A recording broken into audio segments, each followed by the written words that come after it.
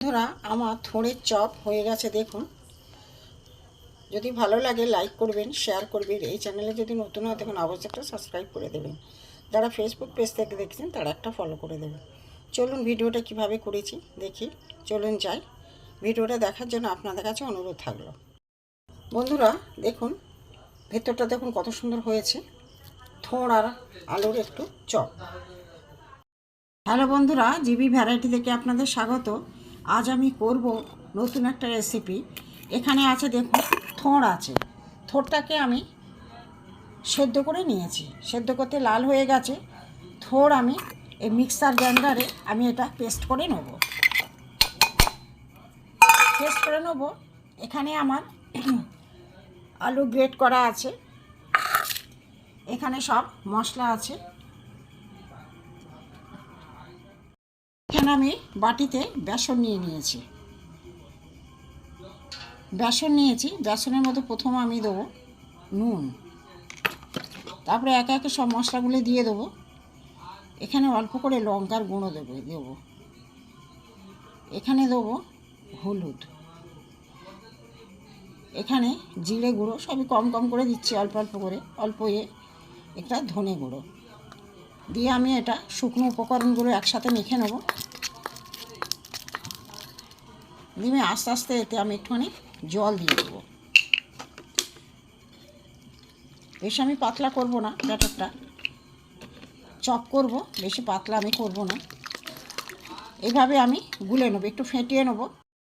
বন্ধুরা, এতে একটু আমি খাবার সোডা দিয়ে দেবো। দিয়ে আমি অনেকক্ষণ ধরে এটাকে ফেটাবো।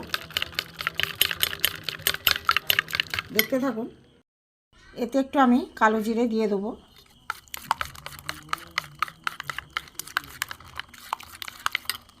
হতে থাক, দেখতে থাক। বন্ধুরা, গ্যাসে কড়া বসিয়ে দিয়েছি। এবার আমি কড়ার মধ্যে অল্প একটু তেল দেবো।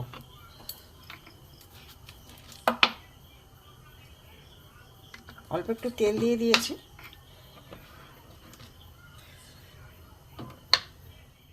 কড়ায় তেল গরম হয়ে গেছে। এতে আমি পেঁয়াজ কুচি দিয়ে দেবো।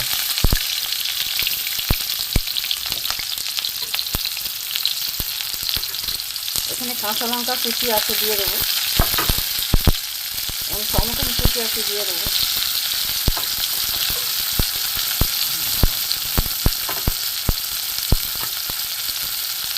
এখানে ধনে পাতা সব একসাথে দিয়ে দেবো। এখানে দেখুন, থোড় আমি সেদ্ধ করে মিক্সিতে পেস্ট করে নিয়েছি।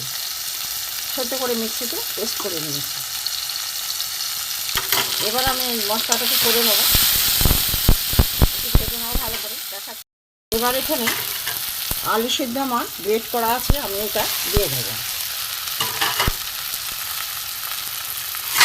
এখানে আমার থোড় মিক্সার গ্রাইন্ডারে পেস্ট করে রেখেছি, সেদ্ধ করে পেস্ট করা, লাল লাল হয়ে গেছে।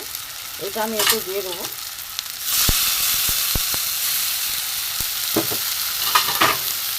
এবার এটা আমি ভালো করে কষবো। আলুর সাথে ছাঁচাকে কষে নেবো, মশলা তৈরি করে নেবো। দেখতে থাকুন। এর মধ্যে দেবো নুন, মশলাটা কষে নেবো আগে। তারপরে দেব হলুদ, লঙ্কার গুঁড়ো একটু কমই দেবো। লঙ্কার গুঁড়ো কম দেবো না, কাঁচা লঙ্কা দিয়েছি। এখানে জিরে গুঁড়ো, এখানে ধনে গুঁড়ো দিয়ে আমি এটাকে কষবো। এতে একটু আমি চাট মশলা দিয়ে দেবো, টেস্টটা ভালো আসবে। একটু শুকনো করে নিই। আমি গ্যাসটা বন্ধ করে দিয়েছি, এটা একটু ঠান্ডা হোক, তারপরে দেখাচ্ছি। হয়ে গেছে পুরটা। আলুর পুরটা একটু নরম হয়েছিল বলে একটু আমি ময়দা দিয়ে নিয়েছি। ময়দা দিয়ে এগুলো চপের আকার গড়ে নিয়েছি। এখানে আমার বেসন গোলা রয়েছে, আর এখানে কড়া গরম হয়ে গেছে। এবার আমি আস্তে আস্তে ছেড়ে দেবো।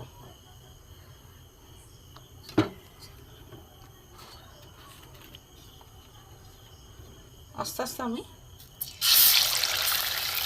একটা একটা করে ছেড়ে দেবো।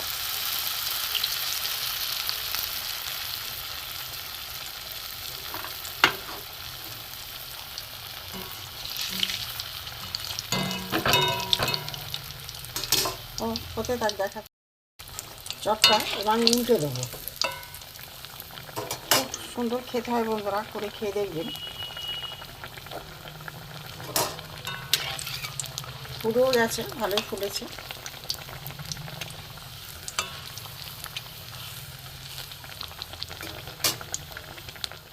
বন্ধুরা এটা আমার হয়ে গেছে, এটা আমি তুলে নেব।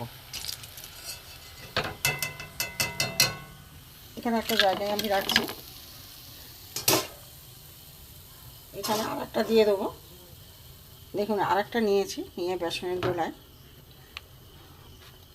দিয়ে আমি আস্তে করে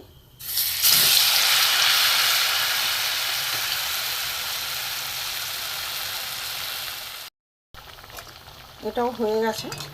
এপিট ওপিট দুপিট আমি তুলে নেব। তেলটা ঝরিয়ে নিই। অনেক চপ হয়ে গেছে বন্ধুরা।